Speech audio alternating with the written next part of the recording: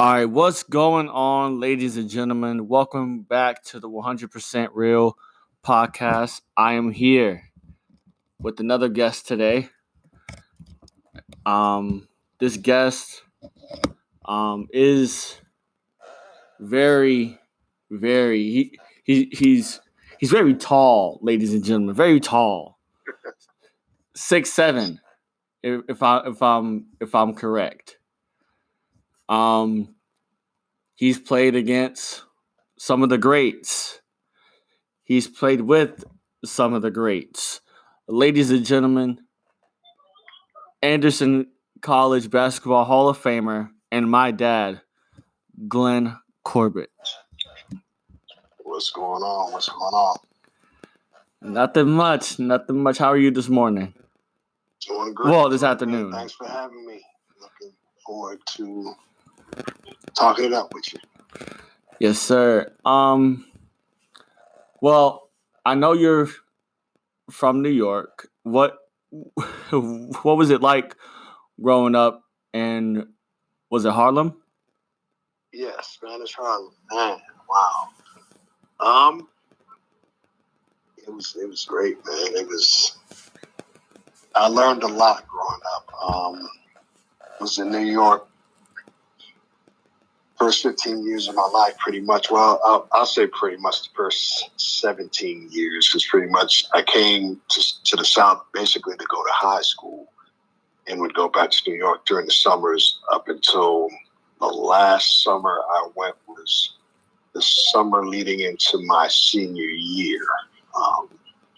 But I pretty much was born and raised in New York, learned a lot, was the foundation for me being who I am to this day.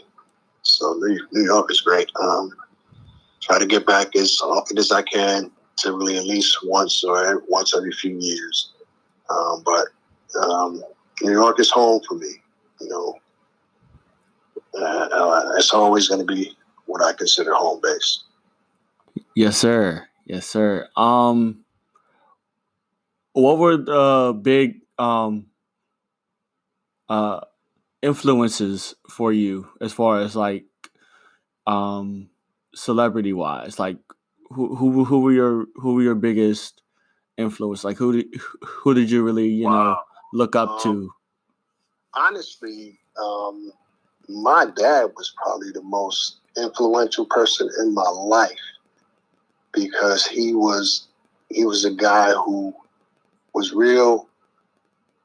very strict about education. So the focus was always in the right place. He pretty much was the first person to put a ball in my hand.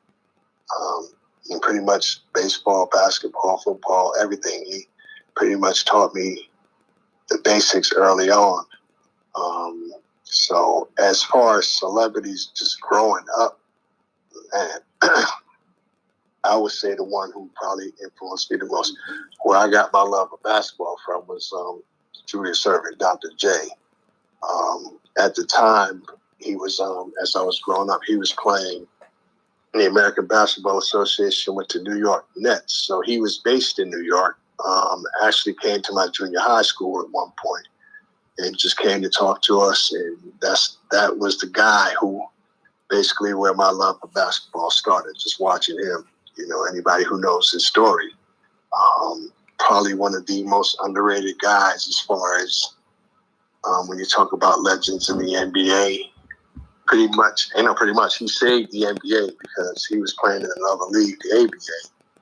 And when they merged with the NBA, basically the only reason they merged with the NBA was because of him. So, wow, I didn't even know that. And Dr. J was the man. Jay was the man. He pretty much saved the NBA because the NBA was on a crash and burn course. And when he came in, he gave him that figure. That guy who pretty much he was their LeBron James back in the day. Also, I know you attended Anderson, where you were inducted into their Hall of Fame. How did you know that you were gonna be inducted? Like, what was the like what was the process and how long did you like how what did you pretty much like did you keep it a secret or did you like oh, I'm gonna be inducted into the Hall of Fame, this is huge, how did you know that you were gonna be inducted? It's strange. They pretty much had a nomination process, and little beknownst to me, my wife kind of found out about it and pretty much submitted the information based on the things that I had done while I was there. So when they actually called me, I was kind of speechless because I was like, because when they said it to me, I was like, "Are you kidding me?" They said, "No, we received a nomination from your wife." I was like, "Wow!" And then they read the nomination, and I was like, "How did she get that information?" But she knew everything I had accomplished while I was there, and I did, and it was in a 2-year period, and we were able to accomplish a lot, just not myself, but my teammates and I. But to get that call probably was one of the highlights of my life to this point. It wasn't up there with the day you were born, I give you that. But one of the highlights of my life. I'm forever grateful. I'm humbled. It's just something that I don't take for granted. And I truly appreciate them for just considering me. And I don't know if I was worthy, but I'm pretty sure you were. I guess God said I was worthy because it came to fruition. I know you attended Clemson as well. What was it like, playing with a future NBA Hall of Famer and Horace Grant? That was my guy. I mean, I had known him since my days at Anderson. Wow. It's a little known fact. I knew him before I met him before I even went to Clemson. So, wow, I didn't even know that. He and his twin brother Harvey actually were recruited by Anderson. So that's how I knew them. I knew them from my days at Anderson. And it's just one of those situations where they ended up at Clemson, and so we were pretty tight. Spent a lot of time together. Actually, Horace was my roommate on the road when we traveled.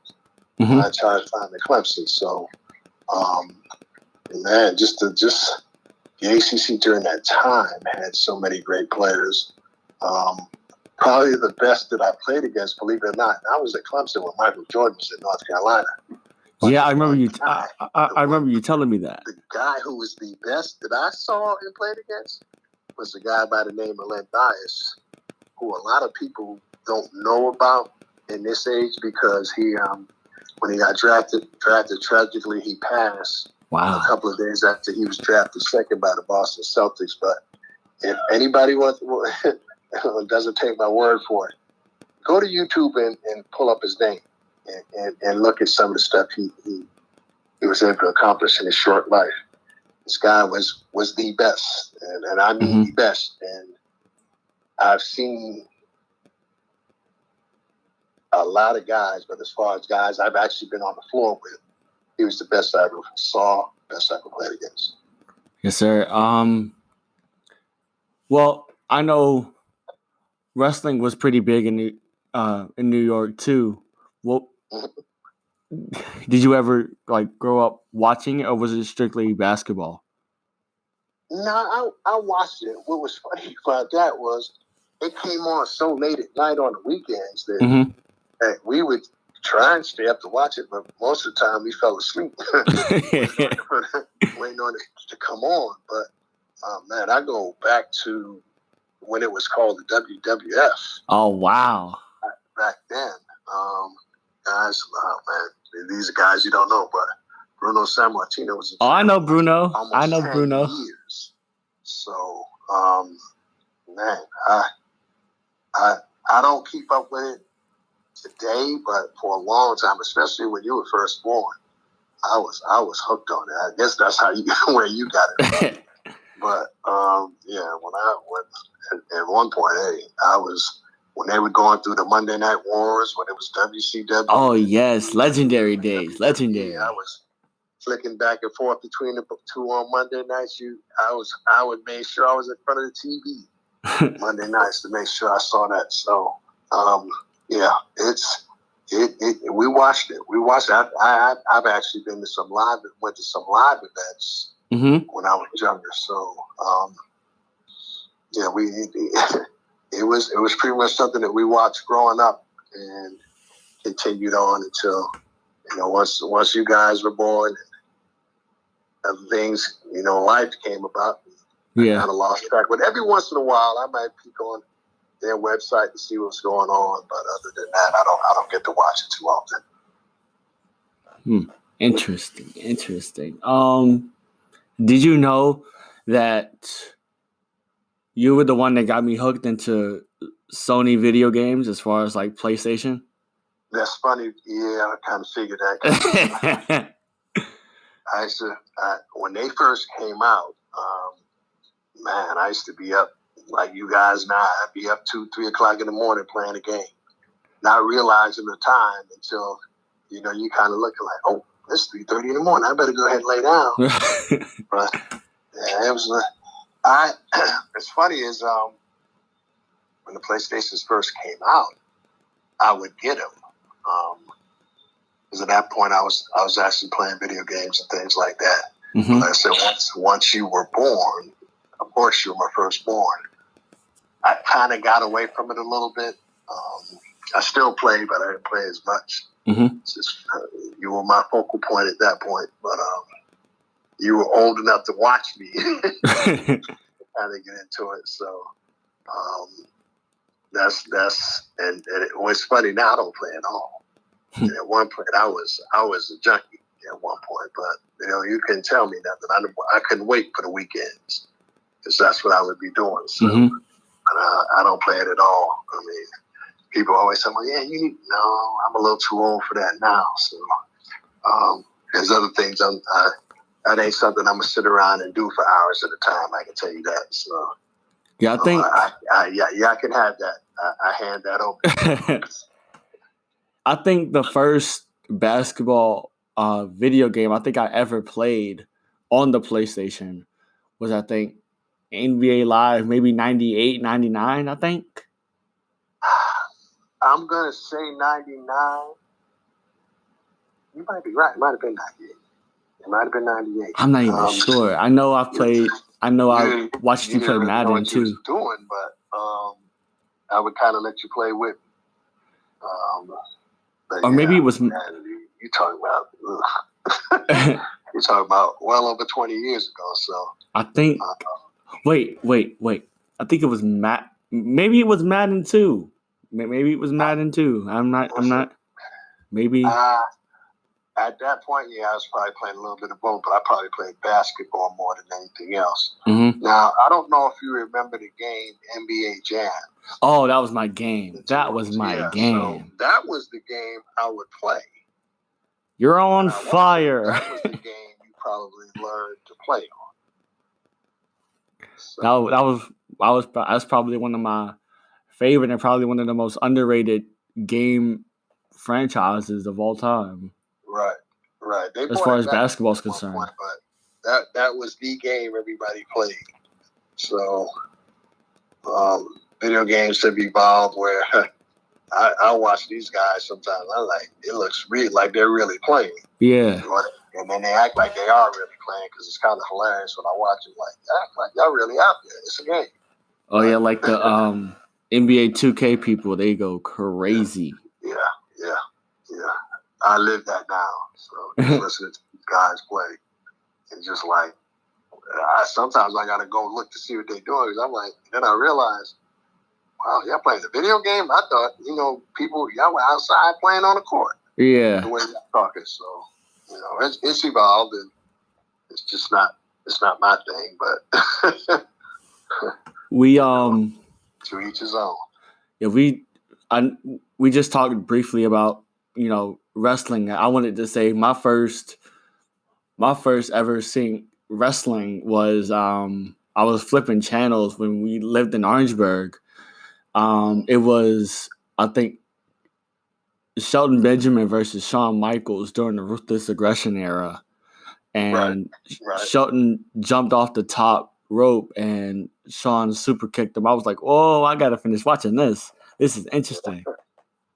Yeah, Shelton was a guy who was from Orangeburg, so a lot of us who actually were from that area, who kind of Shelton was a lot younger than I was, but I knew people in his family. So when he first came on the scene, everybody was like, okay, that's no Shelton, okay.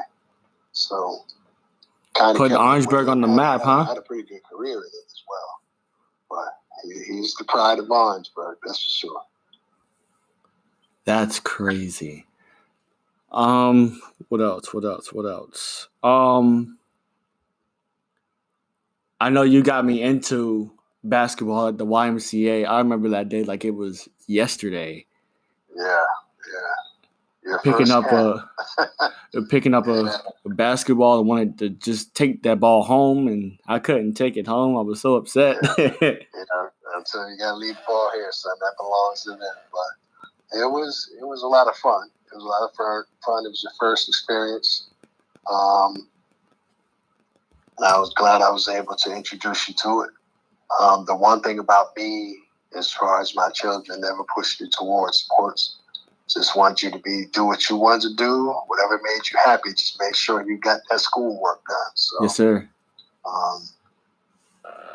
To me, sports wasn't my focus for you guys. It was more making sure you got your education. And that's always what it's been for me, because I know how hard it is out here without one. So I wanted to make sure you guys had the tools necessary to live and be productive citizens. I'm proud of you guys. I'm proud of everybody's doing well. So I felt like I did something right. Mm-hmm. I did something right. What were your coaching days like at CJC? Wow. Those probably were some of the best days of my life, only because I got the opportunity to teach and mold men and women. And the thing about me, when I was doing it, it wasn't so much about wins and losses for me. Is making sure that they understood that the basketball thing was more of a privilege, not a right. And in order to do basketball, the classroom dictated where basketball would take you. So no matter how good you were, if you weren't doing your work, you couldn't play for me. So my CJC years, as I look now at some of the student athletes who played for me, who I taught, are doing extremely well. I got guys who are administrators, assistant principals, assistant superintendents. We've got plant managers, supervisors, a lot of people doing extremely well, and that's what I'm most proud of. It had nothing to do with basketball. Basketball was secondary for me. My thing was just trying to get them on the right path, get them focused to make sure that they were productive. And I'm willing to say 95% of them are doing extremely well. That's good. That's good. It was a great time for me because I got to do a lot of things. I got to travel a lot. We spent a lot of time together, and I still consider them. I consider them family. Mm-hmm. So, CJC, they know they're dear to my heart. I'll tell you that. Yes, sir. Let's see. I think that may be it for right now. I want to say thank you for everything you've done in my life. Major respect for everything you've done from basketball to, personal life. I love you. I miss you. And hopefully we can do this again soon. Yeah, before we go, I just want you to make sure that I appreciate you. I'm extremely proud of you. You know I love you. You're doing great things. Keep doing what you do. Keep doing what you're doing. And whenever you need me, you know I'm here. Yes, sir. All righty, sir. All right, guys. Thank you for listening in. Make sure to hit that follow button on Spotify. This is the 100% Real podcast. Like I said, whenever I have my guest on, we keep it 100% real. All right, you guys. Thank you.